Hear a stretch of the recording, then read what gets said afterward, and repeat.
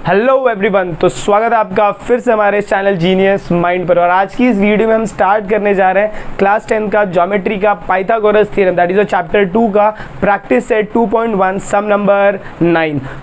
Question number 8 तक की सारी वीडियोस अपलोडेड हो चुकी हैं, तो अगर अभी तक आपने वो वीडियोस को नहीं देखा तो मेक श्योर आप वो वीडियोस को देखिए। बहुत ही अच्छे तरीके से वहाँ पर आपको हर एक सम इन डिटेल विथ रीजन बताया गया है। और आज की इस वीडियो में भी ये भी क्वेश्चन हम स्टार्ट करेंगे। पहले बता दूँ, ये क्वेश्चन अगर आपको एग्जाम में पूछ रहे तो 4 मार्क्स के लिए, और ये प्रैक्टिस सेट का क्वेश्चन है, तो आप इसे एग्जाम में या फिर आपके स्कूल के एग्जाम में एक्सपेक्ट कर सकते हैं। बहुत ही सिंपल सम है, तो चलिए देखते हैं कैसे सम को सॉल्व करेंगे। यहाँ पर अगर आप ध्यान से देखें तो आपको 2 प्रूफ से आपको हिंट निकालना है। पी क्यू स्क्वायर है, पी एम स्क्वायर है, पी आर स्क्वायर है। जब मैं पी क्यू को वैल्यू देखता हूं तो पी क्यू मेरा क्या, देखो हाइपोटेन्यूज है। हाइपोटेन्यूज कौन से ट्रायंगल का, इन पी आर क्यू का हाइपोटेन्यूज है। तो सबसे पहले स्टार्टिंग स्टेप मेरा क्या, अच्छा वो स्क्वायर में भी है, तो अगर ट्रायंगल, राइट एंगल ट्रायंगल दिख रहा है, स्क्वायर दिख रहा है, हाइपोटेन्यूज दिख रहा है, मतलब दिमाग की घंटी बजेगी तो क्या बोलता है वो कि क्या लगेगा यहाँ पर, पाइथागोरस थ्योरम। तो हम लोग जब सम को स्टार्ट करेंगे सॉल्यूशन, तो सबसे पहले क्या स्टार्ट करेंगे, in triangle P Q R there by Pythagoras theorem. PT का मतलब Pythagoras theorem, therefore by Pythagoras theorem. अगर मैं पाइथागोरस थ्योरम लगा रहा हूं तो मेरा फॉर्मूला क्या हो जाएगा, फॉर्मूला होगा P Q square is equal to P R square plus R Q square. आई आपको समझ में आया क्या बोला मैंने, 90 के अपोजिट वाला पी क्यू रहता है, तो P Q square is equal to P R square plus R Q square. अच्छा, अब मुझे क्या चेकआउट करना है, मुझे आर क्यू की कहीं जरूरत लग रही है क्या, नहीं लग रही है। पी आर की जरूरत लगेगी, हाँ पी आर की जरूरत लगेगी। तो मैं क्या करूंगा, पी क्यू और पी आर को रखूंगा और आर क्यू को मैं क्या करूंगा, चेंज करूंगा। अच्छा देखो, जब आप आर क्यू देख रहे हो तो आर क्यू मेरा क्या बोला यहाँ पर, M is the mid point. Mid point का मतलब क्या होता है कि आर एम का जो वैल्यू है वो एम क्यू के इक्वल है। आर एम का जो वैल्यू है वो एम क्यू के इक्वल है। इसका मतलब क्या कि ये क्वेश्चन में जब आपको मिड पॉइंट दिया है तो यहाँ पर आप ये लिख सकते हो R M is equal to M Q लिख सकते हो। चलिए अब देखो, इसको मैं थोड़ा सा और ओपन करता हूँ, तो ये मेरा क्या हो जाएगा, पी क्यू हो जाएगा, ये मेरा हो जाएगा P Q square is equal to, ये रहेगा मेरा P R square plus R Q को मैं कैसे लिख सकता हूँ, आर क्यू को मैं क्या लिख सकता हूँ, R M plus M Q, क्या लिख सकता हूँ, R M plus M Q the whole square लिख सकता हूँ। बट ये देखिए एम क्यू किसके इक्वल है, आर एम के इक्वल है। अच्छा आप बोलोगे सर आप एम क्यू को क्यों नहीं सब्स्टिट्यूट करोगे, क्यों भाई, क्योंकि एम क्यू को नहीं सब्स्टिट्यूट करेंगे, क्यों, क्योंकि वहां पर मुझे नया ट्रायंगल नहीं मिलेगा। आर एम को अगर आप देखोगे तो आर एम इस ट्रायंगल का पार्ट है, in triangle P R M, जो कि पहले से क्या है, राइट एंगल ट्रायंगल है। अगर एम क्यू की अगर बात करो तो वो किसी का पार्ट नहीं, इसीलिए आप उसको नहीं कंसिडर करके आप किसको कंसिडर करोगे, आर एम को कंसिडर करोगे। तो यहाँ पर मैं क्या सब्स्टिट्यूट करने वाला हूँ, देखो ये मेरा हो जाएगा P Q square is equal to, ये हो जाएगा मेरा P R square plus R M और एम क्यू। अब मैं आर एम को ऐसे ही रखूंगा, आर एम मेरा ऐसे ही रहेगा, प्लस एम क्यू की जगह वापस क्या लिख दूंगा, आर एम लिख दूंगा। तो ये हो गया मेरा R M the whole square. Reason क्या आएगा, M is the mid point, और यहां का रीजन क्या आएगा, R dash M dash Q. I hope आपको इतना समझ में आया। मास्टर की में देखेंगे ना तो डायरेक्ट यहाँ पर एक ऐसा स्टेप लिखा है जो आपको थोड़ा समझने में कंफ्यूजन हो। अगर आप वो स्टेप के साथ कंफर्टेबल है तो मेक श्योर कि आप वो स्टेप के साथ जा रहे हैं, but if you are not comfortable with that step you can go with this one. देखिए इसके आगे जब मैं इसको फर्दर सॉल्व आउट करूंगा तो ये मेरा क्या हो जाएगा, P Q square is equal to P R square plus R M कितना होता है, 2rm square, 2rm the whole square हो जाएगा। अच्छा इसको आगे फर्दर सॉल्व आउट करूंगा तो P Q square P R square plus ये हो जाता है मेरा 4rm स्क्वायर, और इसको आप क्या करोगे, पुटअप करोगे इक्वेशन नंबर 1। अब यहाँ पर आपको सेकेंड ट्रायंगल कौन सा दिख रहा है, पी आर एम दिख रहा है। अब उस ट्रायंगल के ऊपर चलते हैं, तो देखिए क्या लिखेंगे, in triangle P R M, in triangle P R M, क्या यहाँ पर भी क्या लगेगा, by in triangle P R M measure angle P R M is equal to 90 degree. Similarly यहाँ पर भी लिखना है in triangle P Q R measure angle P R Q is equal to 90 degree. क्यों, क्योंकि 90 डिग्री रहेगा तभी आप पाइथागोरस थ्योरम लगा सकते हो बाय पाइथागोरस थ्योरम। पीटी का मतलब क्या रहेगा, पाइथागोरस थ्योरम। पाइथागोरस थ्योरम लगाऊंगा तो क्या हो जाएगा मेरा, ये हो जाएगा P M square is equal to P R square plus R M square. अच्छा अभी ध्यान से अगर आप देखेंगे तो पी क्यू का वैल्यू मुझे चाहिए पी आर का वैल्यू मुझे चाहिए, और यहाँ पर क्या दिया आपको, आर एम दिया। पी आर का वैल्यू चाहिए तो पी आर को मैं कुछ करने वाला नहीं हूँ, बट अगर मुझे यहाँ पर पी क्यू भी क्वेश्चन में दिख रहा है, पी आर भी क्वेश्चन में दिख रहा है, बट पी एम लाना है। पी एम लाने के लिए अगर मैं यहाँ से पी एम देखूँ तो यहाँ पर मुझे पी एम दिख रहा है, यहाँ पर मुझे पी आर दिख रहा है। तो ये दोनों वैल्यू को अगर इधर मैं सब्स्टिट्यूट करता हूँ तो मुझे क्या मिल जाएगा, एक ही इक्वेशन में पी क्यू मिलेगा, पी एम मिलेगा, पी आर मिलेगा। उसके लिए मुझे क्या करना पड़ेगा, ये आर एम को चेंज करना पड़ेगा। ये जो बंदा, ये गंदा वाला जो बंदा यहाँ पर बैठा है, इसको चेंज करना पड़ेगा। इसको चेंज करने के लिए मैं क्या करूँगा, इसको सब्स्टिट्यूट करूँगा। तो पी एम का स्क्वायर दिया है, ये प्लस पी आर है, इधर आएगा तो ये पी आर स्क्वायर हो जाएगा, इज इक्वल टू क्या हो जाएगा, आर एम स्क्वायर। अब मैं क्या करूँगा, ये जो मेरा आर एम का वैल्यू है इसको इक्वेशन नंबर पुट अप करूँगा और नेक्स्ट स्टेप जाएगा सब्स्टिट्यूटिंग टू इन इक्वेशन 1। मतलब ये जो आर एम का वैल्यू मैं इक्वेशन 1 में मैं क्या कर दूंगा, सब्स्टिट्यूट कर दूंगा। तो इक्वेशन 1 मेरा क्या बोलता है, P Q square is equal to P R square plus 4 R M square. अब आर एम की जगह मेरा ये वैल्यू आएगा। जब आर एम की जगह ये वैल्यू आएगा तो मेरा इक्वेशन कैसे चेंज होगा, देखो P Q square is equal to P R square plus 4 bracket, R M की जगह मैं क्या लिखूंगा, P M square minus P R square. तो ये मेरा हो जाएगा P M square minus P R square. अब आप क्या करेंगे, 4 अंदर इंट्रोड्यूस करो तो ये कितना हो जाएगा, P Q square is equal to P R square plus 4 को इंट्रोड्यूस करूंगा तो 4 P M square minus 4 P R square. अब अगर आप ध्यान से देखें तो कुछ आपका टू प्रूफ के जैसा ये वैल्यूज दिख रहा है। देखो ये पी क्यू स्क्वायर आपको चाहिए, ये पी आर स्क्वायर है और ये कितना है, पहले 4 पी एम स्क्वायर लिख दो, 4 पी एम स्क्वायर लिख दिया, ये प्लस ये 1 पी आर स्क्वायर है तो 1 P R square minus 4 P R square. तो ये कितना हो जाएगा, P Q square is equal to 4 P M square और इसको माइनस करेंगे तो ये कितना हो जाएगा, 3 पी आर स्क्वायर। और लास्ट में आपको स्टेटमेंट लिखना है H P, that is your hence proved. I hope आपको क्वेश्चन समझ में आया। इंटरेस्टिंग क्वेश्चन है, ज्यादा हार्ड नहीं था। सिर्फ 2 ट्रायंगल में आपको क्या करना है, पाइथागोरस थ्योरम लगाना है और सेकंड ट्रायंगल की जो वैल्यू आएगी उसको आपको फर्स्ट ट्रायंगल में सब्स्टिट्यूट करके सॉल्व करना है and you will be done with your answer. I hope आपको क्वेश्चन समझ में आया। Please take a note of this. I hope आपको क्वेश्चन नंबर 9 समझ में आ गया। तो चलिए मूव ऑन करते हैं प्रैक्टिस सेट के last question, that is your question number 10। Question number 10 में आपको क्या बोला कि यहाँ पर 2 बिल्डिंग है, एक बिल्डिंग का हाइट आपको 4.2 दिया और सेकंड बिल्डिंग का हाइट आपको कितना दिया है, 4 मीटर दिया है। इनके बीच में जो बीडी है that is your road, street बोला है। और क्या बोला है कि जो फर्स्ट बिल्डिंग है उसके ऊपर और सेकंड बिल्डिंग के ऊपर आपको क्या लगाया लोग ने, लैडर। लैडर मतलब सीढ़ी लगाया। जो सीढ़ी लगाया वो सीढ़ी कौन से टाइप का एंगल ट्रायंगल बना रही है, यहाँ पर राइट एंगल ट्रायंगल बना रही है और उसका वैल्यूज आपको दिया हुआ है, लेंथ दिया हुआ है, length of the ladder is 5.8 metre. और आपको क्या पूछा, find the width of the street. Width of the street मतलब कि आपको बीडी पूछा है। अगर मैं बीडी की बात करूं तो मुझे कैसे मिलेगा, पहले मुझे बीसी निकालना पड़ेगा,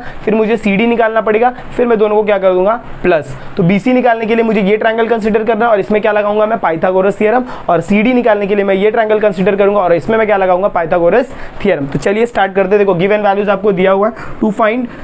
अब हम स्टार्ट क्या करते हैं, सोल्यूशन। जब आप सोल्यूशन स्टार्ट करते हो तो सबसे पहले आप कौन सा ट्रायंगल लोगे, फर्स्ट ट्रायंगल। अच्छा इसमें ना, इससे पहले आप बहुत सारी चीजें लिखोगे। कैसे लिखोगे, देखो let A B and E D represents the height of the first and second building। ये आपका क्या बता रहा है, हाइट। उसके बाद let AC and CE represents the height of ladder। ladder मतलब सीढ़ी। और आपका BD क्या रहेगा, वो विड्थ रहेगा। There let BD represents the width between the 2 buildings. अच्छा अब मेरे को सबसे फर्स्ट क्या कंसीडर करना है, BC फाइंड करना है। तो मैं अब क्या कंसीडर करूंगा, in triangle ABC measure angle ABC is equal to your 90 degree. अच्छा अगर 90 डिग्री है तो मैं क्या उसमें अप्लाई कर सकता हूँ, Pythagoras theorem. Therefore by PT मतलब Pythagoras theorem. Therefore by Pythagoras theorem क्या फार्मूला लगता है पाइथागोरस थ्योरम का, AC square is equal to your AB square plus BC²। अच्छा AC का वैल्यू आपको कितना दिया 5.8 गिवन है, the whole square is equal to AB का वैल्यू कितना दिया 4.2 the whole square plus BC का वैल्यू आपको नहीं पता तो BC² आपको ऐसे ही रखना है। अच्छा ये जो 5.8 है इसका आपको क्या निकालना पड़ेगा स्क्वायर। स्क्वायर के ट्रिक्स अगर आपको नहीं पता है कैसे यूं फटाक से 1 सेकंड में निकालते तो मेक श्योर कि आप मेरे शॉर्ट के वीडियो जाके देख रहे हैं, वहां पर मैंने स्क्वायर के ट्रिक्स डाले 1 to 100 तक। 5.8 50 इसको आप क्या कंसीडर करो 58 कंसीडर करो, तो 58 का अगर आपको स्क्वायर निकालना तो पहले 5 का स्क्वायर निकालो 25, 8 का स्क्वायर निकालो 64 दोनों को साथ में रखने का। फिर क्या करने का, इसका मैं क्या निकाल रहा हूँ स्क्वायर निकाल रहा हूँ 8 5 40 42 80। अभी जो 80 रहेगा उसको किधर रखने का, इधर रखने का और प्लस कर देने का, तो 4 6 8 + 5 कितना होगा 13 3 1 3 3, तो 3364 ये इसका क्या हो जाएगा 3364। बट यहाँ पर डेसिमल है 58 बोलूंगा तो 2 बार आएगा, तो 2 डेसिमल मतलब 33.64 इसका स्क्वायर हो जाएगा। सिमिलरली 42 का जब आप स्क्वायर निकालते हो 4.2 है, बट मैं इसको क्या कंसीडर करूंगा 42 का स्क्वायर। स्क्वायर मतलब कितनी बार 2 बार। चलिए अब इसमें 4 का स्क्वायर कितना होगा 16 और 2 का स्क्वायर कितना होगा 4। बट मुझे यहाँ पर हमेशा 2 नंबर चाहिए, तो मैं जब एक नंबर रहेगा तो मैं 2 नंबर बनाने के लिए उसमें क्या लगाऊंगा 0। अब 4 2 8 8 2 16, अब 16 को मैं इधर ऐड करूंगा तो ये हो जाएगा 4, ये हो जाएगा 6, ये हो जाएगा 7, ये हो जाएगा 1। तो 42 का स्क्वायर कितना हो जाएगा मेरा 17.64 प्लस मेरा हो जाएगा BC²। अच्छा अब ये वैल्यू प्लस में इस साइड आएगी तो माइनस में, तो जब ये वैल्यू माइनस में आएगी तो ये कितना होगा 33.64 minus 17.64 is equal to your BC²। अब आप इसको माइनस करेंगे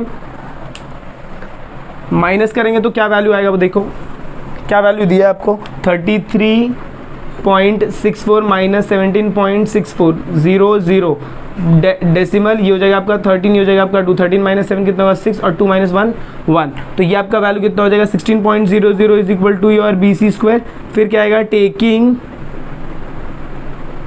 square root on both side, दोनों साइड आप स्क्वायर रूट ले लेंगे तो 0 तो हट जाएगा, तो BC का वैल्यू कितना हो जाएगा √16, therefore BC is equal to 4 metre.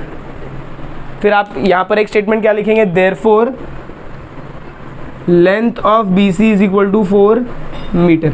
अच्छा इसके बाद BC तो आपको मिल गया, भाई सी आपको क्या निकालना है CD निकालना है। CD के लिए आप क्या करेंगे नेक्स्ट कंसिडर करेंगे, तो आप क्या लिखेंगे in triangle EDC measure angle EDC is equal to your 90 degree, therefore by Pythagoras theorem. Pythagoras theorem क्या बोलता है EC का स्क्वायर, तो यहाँ पर आप क्या लिखेंगे therefore EC² is equal to ED का स्क्वायर प्लस CD का स्क्वायर। EC का वैल्यू देखो आपको गिवन है कितना है 5.8 the whole square is equal to ED का वैल्यू आपको कितना दिया 4, तो यहाँ पर क्या रखूंगा 4 का स्क्वायर प्लस ये मेरा क्या हो जाएगा CD का स्क्वायर। अच्छा अब 58 का स्क्वायर देखो अभी यहाँ पर आपने निकाला था 33.64, तो यहाँ पर क्या आ जाएगा 33.64 इज इक्वल टू 4 का स्क्वायर कितना होता है 16 प्लस ये कितना हो जाएगा CD स्क्वायर। अब ये प्लस 16 है इस साइड आएगा तो माइनस 16, तो 33 minus 64 sorry 33.64 minus 16.00 plus is equal to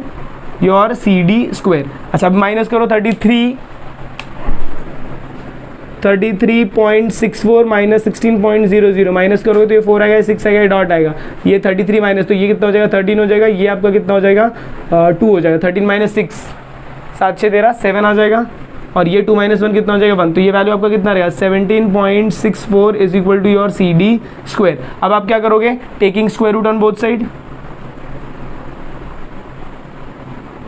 taking square root on both side. जब आप दोनों साइड स्क्वायर लोगे, स्क्वायर लेने से आपका ये वैल्यू किस में कन्वर्ट हो जाएगा देखो, तो ये कितना हो जाएगा CD इज इक्वल टू √1764, तो CD का वैल्यू अब आपको निकालना है। CD का वैल्यू जब आप निकालोगे तो आपको वैल्यू कितना आएगा देखो, अगर आप ध्यान से देखो, अगर आपको ये दो सब में कुछ मैचिंग लग रहा है ना भाई लोग, ध्यान से अगर आप देखोगे तो देखो 1764, आप बोलोगे सर इसका स्क्वायर कैसे निकालूं, मुझे तो आता ही नहीं। अरे भाई निकालने की जरूरत ही नहीं है, देख ना इधर ही निकाला है तूने, देख 17.64 किसका स्क्वायर है 4.2 का है, तो इधर चुपचाप क्या लिखेगा 4.2, तो CD का वैल्यू कितना हो जाएगा 4.2, therefore length CD is equal to 4.2 metre. I hope आपको इतना समझ में आ गया। अब मुझे क्या फाइंड करना है, मुझे फाइंड करना है BD, तो BD के लिए क्या करेंगे देखो, यहाँ पर लिखता हूँ, देखो मुझे क्या फाइंड करना है BD फाइंड करना है, तो क्या लिखूंगा length length B D is equal to length B C plus length C D, और इसका रीजन क्या रहता है, रीजन बताओ, B dash C dash D, ये आपका रीजन हो जाएगा। अच्छा, इसके बाद क्या करेंगे, लेंथ बी डी मुझे चाहिए, बी सी का वैल्यू आपको इधर मिला था, तो इसको आप इक्वेशन नंबर 1 पुटअप करो और इसको आप इक्वेशन नंबर 2 पुटअप करो। तो बी डी का वैल्यू कितना 4, तो यहाँ पर रखेंगे 4 प्लस सी डी का वैल्यू कितना 4.2, तो यहाँ पर रखेंगे 4.2, तो वैल्यू कितना हो जाएगा 8.2 मीटर। तो लेंथ बी डी कितना हो जाएगा 8.2 मीटर, और इसका रीजन आप क्या लिखोगे, फ्रॉम 1 एंड 2, ये थोड़ा यहाँ पर घिचड़ी हो जा रहा है, फ्रॉम 1 एंड 2।